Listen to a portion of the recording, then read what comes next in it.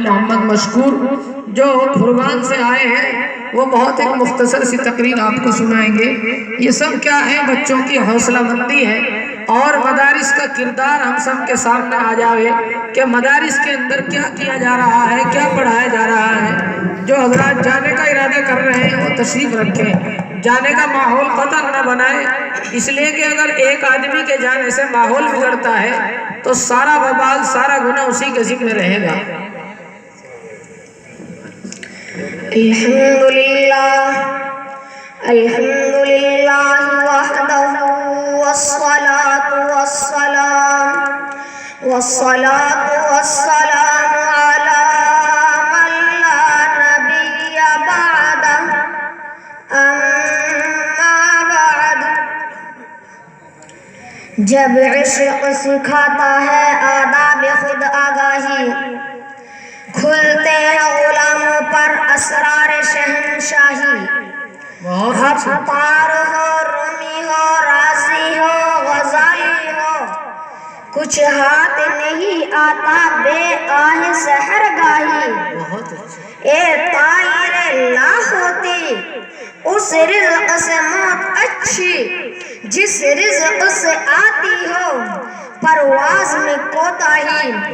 صدر محترم، حاضرین مجلس، ہر طرف شور ہے،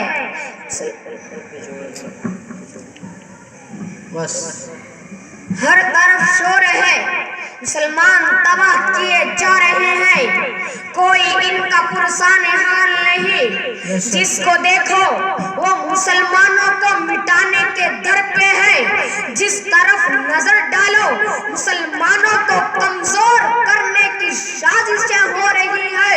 مسلمان جس نے کبھی دنیا کے اکثر حصے پر حکمرانی کی تھی، بڑی بڑی صاحبان اقتدار سلطنتوں کو تہو بالا کر کے رکھ دیا تھا، بڑے بڑے جاہ و حسب اور غرور و تمکنت کے مالک ارباب اقتدار کے چھکے چھڑا دیے تھے۔ آج وہی مسلمان محکومی کی زندگی گزار رہا ہے، جہاں وہ صاحب اختیار و اقتدار ہے وہاں بھی دوسروں کا زیر سایہ ہے، دوسروں کی مدد کا محتاج ہے، دوسروں کی سرپرستی میں جی رہا ہے۔ کتنے عظمت و افسوس کا مقام ہے مسلمان جس نے دریاؤں اور سمندروں پر حکومت کی، مسلمان جس نے صحرا و بیابان اپنے زیر نگی کیے، مسلمان جس کے حکم کے تابع داری جنگل کے بے زبان جانوروں اور مشرق سے لے کر مغرب تک اور جنوب سے لے کر شمال تک اڑتی ہوئی ہواؤں نے کی۔ ہاں ہاں، وہی مسلمان آج حیران و پریشان، افسردہ غمناک زندگی کے مقابلے میں بے بس و بے کس اور لاچار و مجبور نظر آ رہا ہے۔ آخر ایسا کیوں ہوا؟ مسلمانوں کو یہ دن کیوں دیکھنا پڑا؟ کیا اسباب و عوامل ہیں جنہوں نے مسلمانوں کے عروج کو زوال سے، اقتدار کو محکومی سے، عزت و ناموری کو ذلت و خواری سے بدل دیا؟ آج میں اسی موضوع کو لے کر آپ کے سامنے آیا ہوں۔ میں مسلمانوں کے اصل مرض کی بھی تشخیص کروں گا اور ان کا علاج بھی بتاؤں گا، مسلمانوں کی موجودہ پشتی اسباب بھی واضح کروں گا اور ان کا حل بھی پیش کروں گا۔ لیکن یاد رکھیے، یہ علاج اور یہ حل میرا وضع کردہ نہ ہوگا، قرآن و حدیث کا بتایا ہوگا، مالک کائنات اور اس کے حبیب صلی اللہ علیہ وسلم کے فرمودات و ہدایات کی روشنی میں ہوگا۔ بہت اچھے بھائی، ماشاءاللہ، بہت خوب، بہت خوب۔ اوروں کا ہے پیام اور میرا پیام اور ہے، اوروں کا ہے پیام اور میرا پیام اور ہے، عشق کے درد مند کا طرز کلام اور ہے۔ بزرگوں اور دوستو، آج ہم کو اپنے اندر تبدیلی پیدا کرنے کی ضرورت ہے، اپنے آپ کو بدلنے کی ضرورت ہے، اتنا بدلنے کی ضرورت ہے کہ ہمارے ساتھ ہمارا ماحول بدل جائے، ہمارے حالات بدل جائے، ایک نئی دنیا ہو، ایک نئی فضا ہو، ایک نئی آب و ہوا ہو۔ ان اللہ لا یغیر ما بقوم حتی یغیروا ما بانفسہم۔ خدا نے آج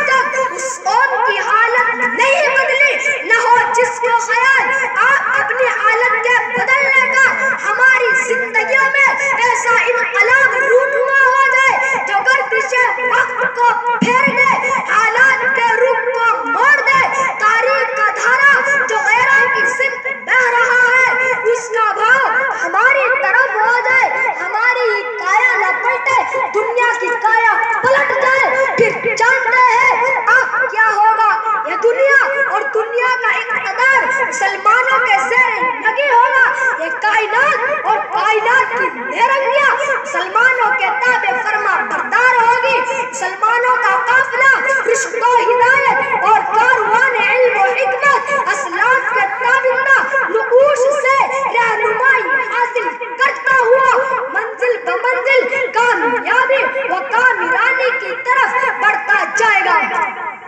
آج مسلمانوں کو اپنی صفوں میں اتحاد پیدا کرنے کی ضرورت ہے. اپنے اختلافات کو مٹا دینے کی ضرورت ہے اور ایک دوسرے کے دکھ درد میں شریک ہونے کی ضرورت ہے اور ایک دوسرے کے ساتھ سچی ہمدردی اور بھائی خواہی کی ضرورت ہے. میں اور تو کے امتیاز رشتہ ناتا کی تفریق گروہی عصبیت اور فرقہ بندیوں کی زنجیروں اور بندشوں کو توڑ پھینکنے کی ضرورت ہے اور اس کے بعد اللہ کی رسی کو مضبوطی سے پکڑ لینے کی ضرورت ہے. تم سب مل کر اللہ کی رسی کو مضبوطی سے پکڑ لو اور آپس میں متفرق نہ ہو اور اللہ کی اس نعمت کو یاد کرو کہ تم آپس میں دشمن تھے.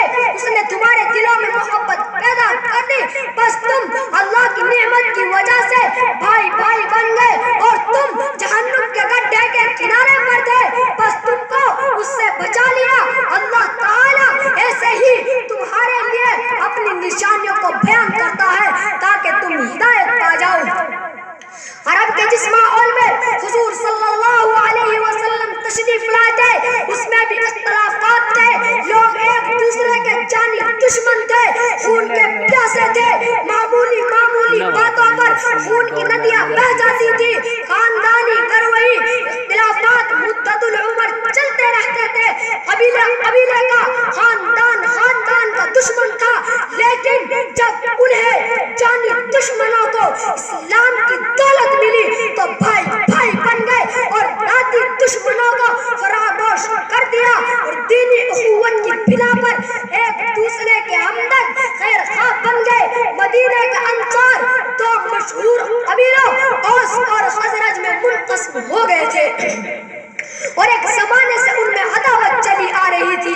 وہ بھی گلے مل گئے اور زمانے جاہلیت عداوتیں ایک داستان پارینہ بن گئی. سورہ انفال میں ہے وَأَلَّفَ بَيْنَ قُلُوبِهِمْ لَوْ أَنفَقْتَ مَا فِي الْأَرْضِ جَمِيعًا مَا أَلَّفْتَ بَيْنَ قُلُوبِهِمْ وَلَكِنَّ اللَّهَ أَلَّفَ بَيْنَهُمْ إِنَّهُ عَزِيزٌ حَكِيمٌ. اللہ نے ان کے دلوں کے درمیان محبت پیدا کر دی. اگر آپ زمین کے سارے خزانے بھی خرچ کر دیتے تو بھی ان کے دلوں میں محبت پیدا نہ کر پاتے, لیکن اللہ نے ان کے دلوں کو جوڑ دیا. بے شک اللہ غالب و حکمت والا ہے. صحابہ اکرام کا تو یہ حال کہ اسلام لانے کے بعد انہوں نے پشتوں کا جھگڑا منٹوں میں ختم کر دیا اور ہمارا یہ حال ہے کہ ہم مسلمان کے گھر پیدا ہوئے, مسلم گھرانے پلے اور بڑے. خدا کے فضل و کرم سے ہم کو اسلام کی دولت پشت سے نصیب ہے, مگر ہم ہیں کہ اپنی عداوتوں کو مٹانے کی بجائے بڑھاوا دینے میں لگے ہیں. اختلافات کو مٹانے کی بجائے طول دینا پسند کرتے ہیں اور ہم دنیا بھر کے نجائز چکروں میں مبتلا ہے اور کسی کو بھی ختم کرنے کی فکر نہیں. بتائیے کیا ان حالات میں ہم آگے بڑھ سکتے ہیں, ترقی کر سکتے ہیں؟ کیا اتحاد و اتفاق کی دولت کے بغیر کوئی قوم باعزت زندگی گزار سکتی ہے؟ منفعت ایک ہے, اس قوم کا نقصان بھی ایک ہی. سب کا نبی, دین بھی, ایمان بھی ایک, حرم پاک بھی, اللہ بھی, قرآن بھی ایک. کچھ بڑی بات تھی جو ہوتے مسلمان بھی ایک. کہیں فرقہ بندی اور کہیں نعتیں ہیں, کیا زمانے میں نبنے کی یہی باتیں ہیں؟ قرآن کہتا ہے انما المؤمنون اخوہ, سب مسلمان بھائی بھائی ہیں. حضور صلی اللہ علیہ وسلم فرماتے ہیں المسلم من سلم المسلمون من لسانه ویده. مسلمان وہ ہے جس کی زبان اور ہاتھ سے دوسرا مسلمان محفوظ ہو. حضور صلی اللہ علیہ وسلم فرماتے ہیں, حضور صلی اللہ علیہ وسلم کا ارشاد ہے کہ تمام مسلمان فرد و عہد کی طرح ہے. اگر آنکھ بیمار ہو جائے تو پورا جسم تکلیف محسوس کرے گا, اگر سر بیمار ہو جائے تو پورا جسم تکلیف میں مبتلا ہو جائے گا. ہاں کسی عضو میں کوئی تکلیف ہو, اس کا درد, اس کی پریشانی اس کا پورا بدن جھیلتا اور محسوس کرتا ہے. قوم گویا جسم ہے, افراد ہیں اعضائے قوم, منزل صنعت کے رہ پیما دست و پائے قوم. مبتلائے درد کوئی عضو وہ روتی ہے آنکھ, کس قدر ہمدرد سارے جسم کی ہوتی ہے آنکھ. اے لا الہ کے وارث باقی نہیں تجھ میں, اے لا الہ کے وارث باقی نہیں تجھ میں, گفتار دل برانہ کردار قاہرانہ, تیری نگاہ سے دل سینوں میں کانپتے تھے, کھویا گیا ہے تیرا جذبہ قلندرانہ.